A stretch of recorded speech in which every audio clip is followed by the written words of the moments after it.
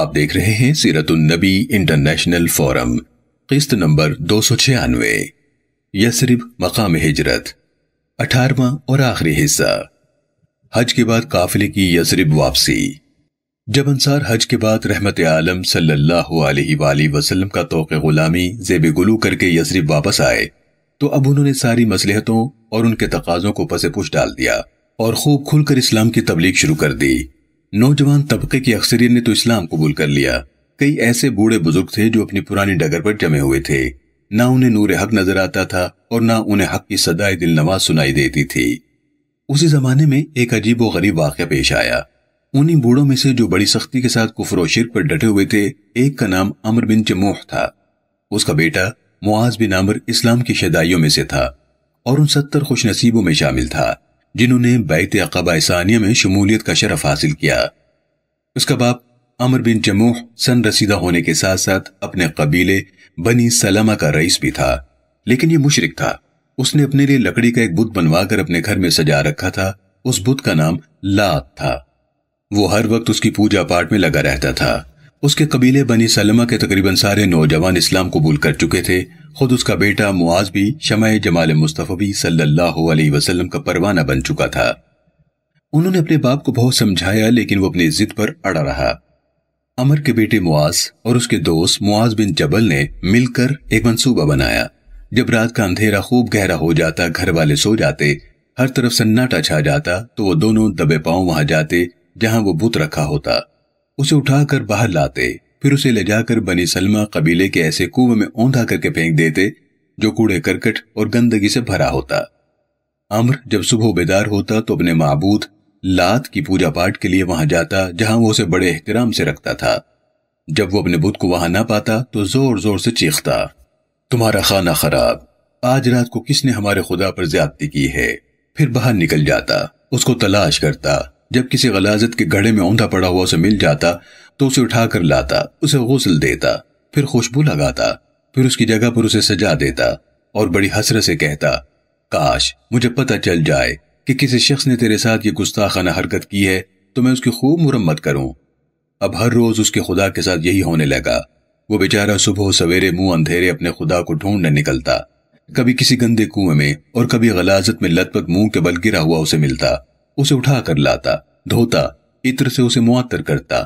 آخر وہ تنگ آ گیا اور ایک روز اپنی تلوار لے آیا اور بے نیام کر کے اس کے گلے میں لٹکا دی اور کہنے لگا، بخدا میں نہیں جانتا کہ تیرے ساتھ یہ کون حرکت کرتا ہے۔ اگر تجھ میں کوئی بھلائی ہے تو یہ تلوار تمہارے پاس ہے، اس کے ذریعے اپنا دفاع کر۔ جب رات آئی اور ہر طرف اندھیرا چھا گیا، وہ نوجوان آ گئے۔ انہوں نے اس کے گلے میں حمائل تلوار اتار لی، پھر مرے ہوئے ایک کتے کو گھسیٹ کر لے آئے، اس کے ساتھ اس کو باندھ دیا، پھر اسے کھینچ کر ایک ایسے کنویں میں پھینک دیا جس میں انسانی بول و براز کے ڈھیر لگے ہوئے تھے۔ صبح ہوئی، عمر جاگا تو اپنے بت کی پوجا کے لیے وہاں گیا۔ اسے یقین تھا کہ آج رات ننگی تلوار اس کے پاس تھی، آج کسی گستاخ اس کے قریب جانے کی ہمت نہیں ہوئی ہوگی، اور کسی نے عذرائے حماقت یہ جرت کی ہوگی تو آج اس کی لاش خون میں لتھڑی ہوئی وہاں پڑی ملے گی۔ وہاں پہنچا تو بت وہاں نہیں تھا۔ ادھر ادھر اس نے بتھیرا دیکھا، کسی کی لاش تو کیا، کسی کے خون کا قطرہ تک بھی وہاں نظر نہ آیا۔ پھر چاروں نچار اس کی تلاش میں نکلا، ڈھونڈتے ڈھونڈتے ایک ایسے کنویں پر پہنچا جس سے بدبو کے ببوکے اٹھ رہے تھے۔ جھک کر دیکھا تو ایک مردہ کتے کے ساتھ بندھا ہوا اس کا پرماتما وہاں گرا پڑا تھا۔ یہ عبرتناک منظر دیکھ کر دل کی نگاہوں پر پڑے ہوئے حجابات اٹھ گئے۔ اسلام کا روح زیبا اس کا دل موہنے لگا اور اس نے کفر و شرک سے برات کا اعلان کرتے ہوئے کلمہ شہادت پڑھا اور ہلکا بگوش اسلام میں شامل ہو کر اپنی نجات کا اہتمام کر لیا۔ حضرت عمرو بن جموح رضی اللہ تعالیٰ عنہ نے چند شعر کہے جن میں انہوں نے اپنے جذبات کی صحیح عکاسی کی ہے۔ بخدا اگر تو معبود ہوتا تو تیری لاش کتے کے ساتھ بندھی ہوئی کنویں میں نہ ملتی۔ اس ذلت امیز حالت میں تمہاری ملاقات پر صد حیف۔ اب ہمیں معلوم ہوا کہ ہم تمہارے بارے میں دھوکے میں مبتلا تھے۔ سب تعریف اللہ کے لیے ہیں جو بلند ہے اور بڑے احسانات والا ہے۔ وہ عطا بھی کرتا ہے، رازق بھی ہے اور تمام اہل دین کو جزا دینے والا ہے۔ اس کی وہ ذات ہے جس نے مجھے کفر سے نجات دی، اس سے پیشتر کہ میں قبر کے اندھیروں میں رہن رکھ دیا جاتا۔ محترم سامعین و ناظرین کرام، اللہ رب العالمین قرآن مجید فرقان حمید کی سورۃ الاحزاب میں ارشاد فرماتا ہے، ما کان محمد ابا احد من رجالکم ولكن رسول الله وخاتم النبيين وكان الله بكل شيء عليما، یعنی محمد صلی اللہ علیہ وسلم تمہارے مردوں میں سے کسی کے باپ نہیں ہے، لیکن وہ اللہ کے رسول ہیں اور سب انبیاء کے آخر میں یعنی سلسلہ نبوت کو ختم کرنے والے ہیں، اور اللہ ہر چیز کا خوب علم رکھنے والا ہے۔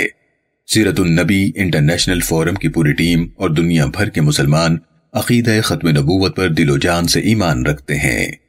سیرت النبی صلی اللہ علیہ وسلم کی یہ قسط دیکھنے کا شکریہ، اسے دوسروں تک پہنچا کر صدقہ جاریہ کا حصہ بنیے۔ ہم کسی بھی قسم کی غلطی کے لیے معذرت خواہ ہیں اور معتبر دلیل کی بنیاد پر اپنی اصلاح کے لیے شکر گزار ہوں گے، جبکہ آپ کی پرخلوص دعاؤں کے طلبکار ہیں۔ جزاکم اللہ خیرا کثیرا۔ مزید آگے جاننے کے لیے ہمارے چینل سیرت النبی انٹرنیشنل فورم کو سبسکرائب کر لیجئے اور بیل کے بٹن کو دبا دیجئے تاکہ آپ کو آنے والی ہماری ہر نئی ویڈیو کی بر وقت اطلاع مل سکے۔